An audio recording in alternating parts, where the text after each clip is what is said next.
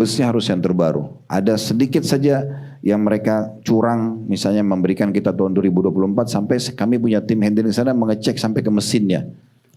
Jadi cek di sana, kalau benar oke, kita bayar, tidak apa-apa selisih harga, gitu kan. Di Hutur tidak ada namanya uang hangus, nggak ada. Kita tidak boleh goror. Selama Bapak Ibu masih belum kami terpotong uangnya di hotel, maskapai juga masih bisa diganti namanya, full kita kembalikan uangnya. Beberapa jemaah datang ke saya, Ustaz, uangnya dikembalikan semua. Loh iya, emang benar dikembalikan semua. Kemarin kita nggak ada furoda, karena banyak travel mengalami sama. Saya kasih opsi jemaah haji, silakan. Yang mau ambil full uangnya, sampaikan, kami kembalikan langsung. Yang mau tetap menganggap ini pengorbanan kepada Allah, karena dia sudah menitipkan uang ke travel untuk Allah supaya tahun depan berangkat lagi, jadi selama setahun dia pasti dihitung pahala oleh Allah, silahkan, gitu kan.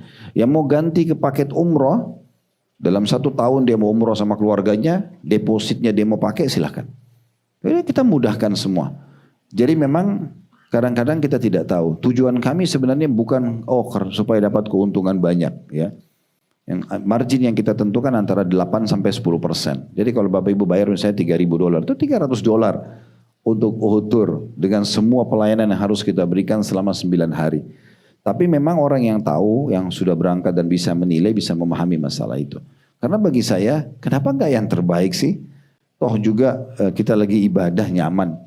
Saya mau semua jemaah Uhud Tour pergi dan pulang dalam kondisi minggu depan lagi kalau mau umroh dia siap. Karena dia enggak bosan.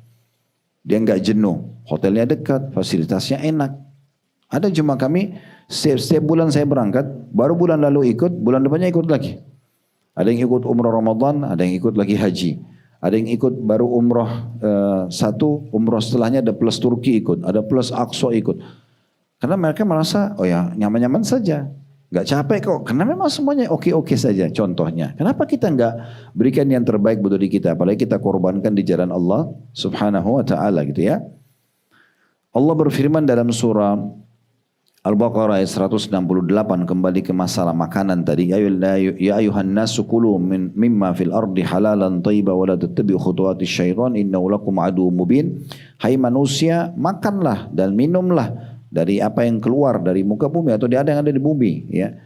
Syaratnya halal, dibolehkan dan thayyibah, dan jangan pernah ikuti langkah-langkah syaitan, maksudnya terjerumus pada yang dilarang, yang diharamkan dari makanan dan minuman. Sesungguhnya dia adalah musuh yang nyata buat kalian.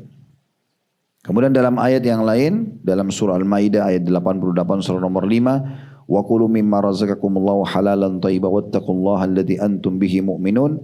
Makanlah dari apa yang Allah jadikan rezeki buat kalian, sama lagi diulangi, halalan thayyiban, dan bertakwalah kepada Allah yang kalian beriman kepadanya. Dan dalil-dalil masalah seperti ini banyak sekali.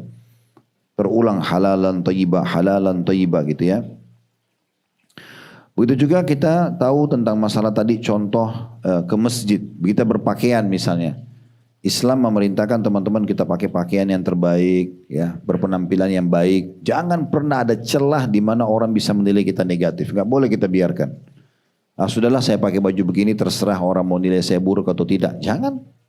Dalam Islam tidak boleh kita sengaja membuka celah orang menghina kita. Ya. Sengaja kita lahirkan kontroversi, akhirnya membuat orang jadi nilai negatif. Tidak boleh.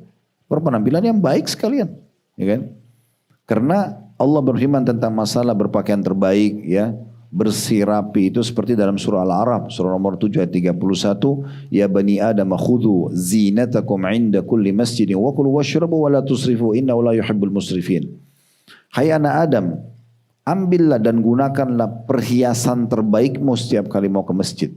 Sini salah satu tafsir adalah pakaian yang terbaik, masuk dalamnya sendal yang terbaik, ya, penampilan yang terbaik. Kopiah yang bersih, mukena yang bersih, sejadah yang bersih, semuanya begitu. Pakai yang terbaik. Dan makanlah serta minumlah dan jangan berlebih-lebihan. Sungguhnya Allah tidak suka dengan orang berlebih-lebihan. Dalam hal misalnya mencari pasangan hidup, ya, bertetangga, ya, memiliki kendaraan dan memiliki rumah, semuanya disuruh yang terbaik. Sesuai dengan kemampuan tentunya. Tapi ini teman-teman, ada satu poin yang saya ingin titik beratkan sebelum saya bahas ini. Hadits Nabi SAW, innamal a'malu binniyat. Semua sesuai dengan niatnya. Hadis ini dahsyat sekali. Mungkin sebagian orang cuma menariknya ke ibadah. Oh iya, kalau mau sholat niat sholat, kalau mau puasa niat puasa. Oke, itu betul. Tapi ada hal yang kita bisa lebarkan bahasannya kepada permintaan dan harapan antum kepada Allah.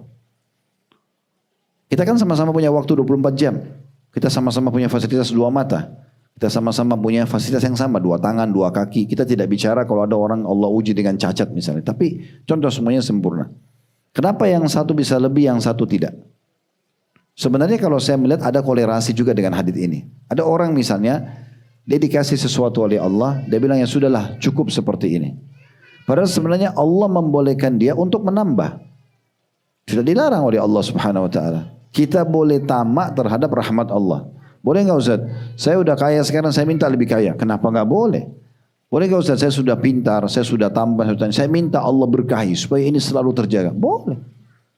Sampai ada sahabat pernah datang kepada Nabi mengatakannya Rasulullah, Anda sudah lihat yang Allah berikan dari saya, dari ketampanan, dari kerapian. Kita tidak tahu bagaimana laki-laki ini, tapi bahasa dia di hadapan Nabi, ini pasti karena memang kondisinya seperti itu. Anda lihat bagaimana Allah berikan kelebihan kepada saya secara fisik. Apakah kalau saya tidak ingin orang menyaingi saya di situ? Saya kalau pakai baju bagus, ada orang baju bagus, saya ingin lebih baik dari dia. Saya ingin lebih rapi dari dia. Saya ingin lebih pintar dari dia. Apakah itu tidak boleh? Itu termasuk kesombongan? Kata Nabi SAW, tidak sama sekali. Allah itu indah, suka dengan keindahan. Sombong itu menolak kebenaran dan menjatuhkan orang lain. Meremehkan orang lain. Itu ada hubungannya sama sombong ini. Orang kalau pakaian bagus, kendaraan bagus, nggak ada hubungannya. Coba dengarkan hadis ini ya. Ini hadis mulia sekali. Diriwayatkan oleh atau disebutkan oleh Syekh Albani dan disahihkan oleh beliau. Riwayat yang pertama, riwayat kedua itu dihasankan oleh beliau. Tapi riwayat pertama dulu kita baca, kata Nabi SAW, arba'un minas sa'ada. 4 hal dipastikan sumber kebahagiaan. Manusia akan senang dan bahagia. Disebutkan yang pertama, al-mar'atus salihah. Pasangan atau istri yang salihah. Bapak-bapak akan sangat tentram hidupnya di saat punya istri yang salihah. Di rumah selalu menjaga amanah rumah itu, perjengkalnya dia tahu itu adalah amanah dia, urus anak-anak, menata rumah, kebutuhan biologis dan makan bapak-bapak dipenuhi semuanya. Salihah. Memang dia tahu tugasnya dan dia mengejar surga dari suaminya. Tentu ini kalau kita balik juga ibu-ibu sama, memiliki pasangan yang saleh.